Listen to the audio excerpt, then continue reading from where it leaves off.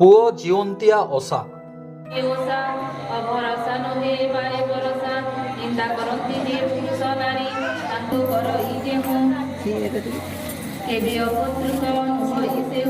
सारा पश्चिम ओडिशा रे पालित हेउछि पुओ जीवंतिया ओसा। हेले सुवर्णपुर गड़जात रे एही पूजार स्वतंत्रता रहिछि। संतान मानक मंगल तथा दीर्घायु कामना करी माँ माने अति निष्ठार सह एही ओसा पालन करथांती। गाँरु सहर जाई एही ओसा सुवर्णपुर महाराजांको गृहकृत्य चंद्रिका विधि विधान अनुजाई पालन करा जाउछि। यह पश्चिम ओडिशार गोटे बड़ पर्व।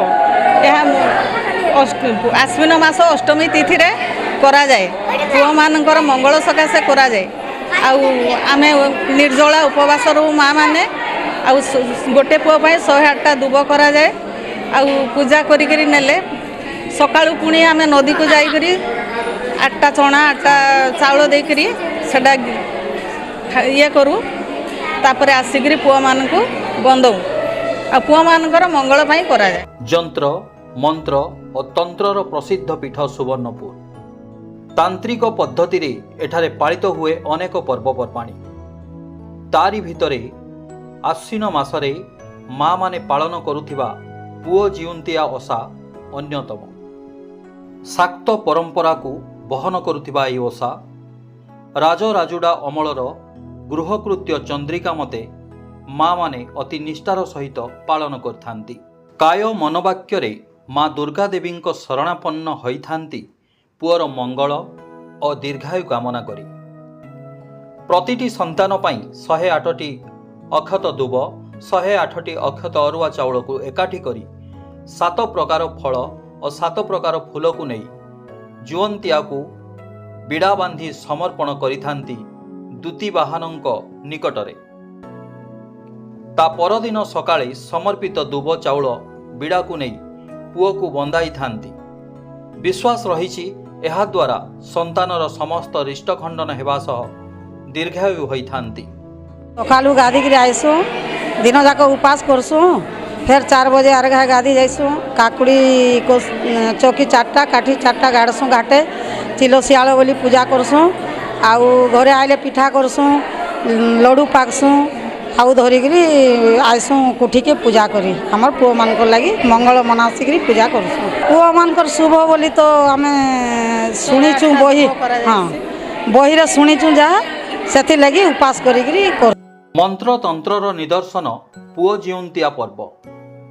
देवी दुर्गा आसन पाई माटी रे खोला जाए 3टी वर्गाकार जंत्र। एही जंत्र रे पानी नहीं एक जिया माछ को छड़ा होई थाई। परे जंत्रर मध्य भाग रे देवी दुर्गा को प्रतिष्ठा करी पूजार्चना करा जाए तंत्र पद्धति रे। धूप दीप नैवेद्य नहीं दूती वाहन पुराण पाठरे माँ दुर्गा को आराधना करिथांती माँ माने पुअर मंगल पाई। एही पूजा निष्ठार सह पालन करिवा पाई माँ माने दिन जाक निर्जला उपवास करी देवी दुर्गा सहवृक्ष और महादेव को पूजार्थना करथांती। आश्विन मासरे मूला अष्टमी रे द्वितीय वाहन उषा हुए।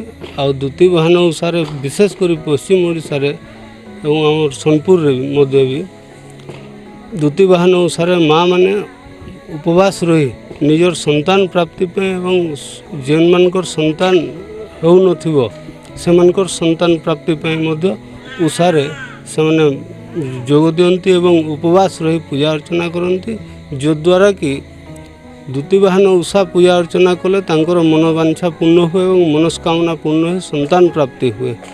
विशेष भाव रे माँ मानकर पूजा ए द्वितीय वाहन। गाँरु सहर जाए एही ओसा एक धार्मिक भावना सृष्टि करने सहित माँ और पुअर निबिड़ संपर्क को आहुरी सुदृढ़ करिछि। एक सामाजिक और पारिवारिक बंधनर भावना को आहुरी मजबूत करिछि समस्तंक पाई। Subarnapur Prakash Chandra बेवर्तांक report spotlight India.